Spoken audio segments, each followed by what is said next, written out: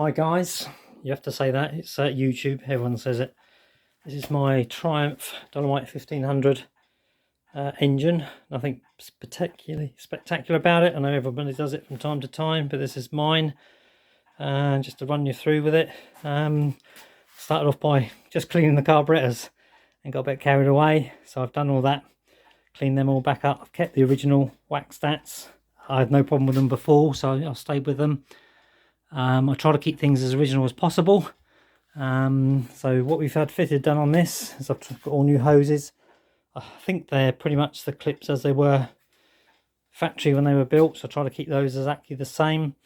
I've not done a complete rebore, crank, grinding, full-on engine rebuild. This is just new showers, new pistons, obviously all the oil seals, gaskets. The head was overhauled, decoat, valves, seats recut, and obviously the valves and everything all put back together, all nice and shiny. Like that, nothing really escapes. That's a new clutch on there. When I put it all back together, that looked a bit dirty, so I decided to take that off, clean it and put it all back together. I still run points condensers on my classic cars. Only reason is I think that people used to drive hundreds of miles on points condenser, had no problem whatsoever, and most of us only ever use them in the summer months anyway, so I've just stuck with it. On the actual timing little thing down here, obviously cleaned it all up, and what I do is I clean it all up and then I lacquer it so it keeps it nice and shiny. It should stay like that, so I can clearly see the markings once it's all on.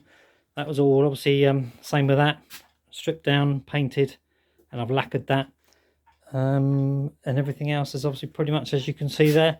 I try to keep the original maker's mark on these. I've left them again the same the other side, like so. That little mark up underneath there. These are a bit of a pain. Every single one of them sheared off, so I had to re-drill those back out, and obviously put new studs and nuts and bits and pieces on there. New clutch has also been fitted. And that's pretty much about it, people.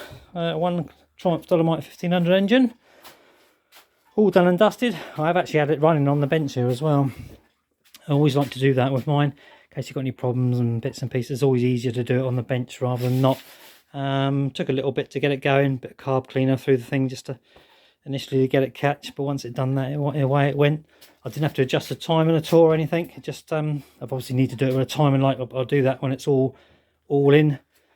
And the trouble is, when you get a nice shiny engine, everything else looks dirty. So I ended up doing all the brackets, the horn, the steering. That needs a new coupling to go on there. That's another story.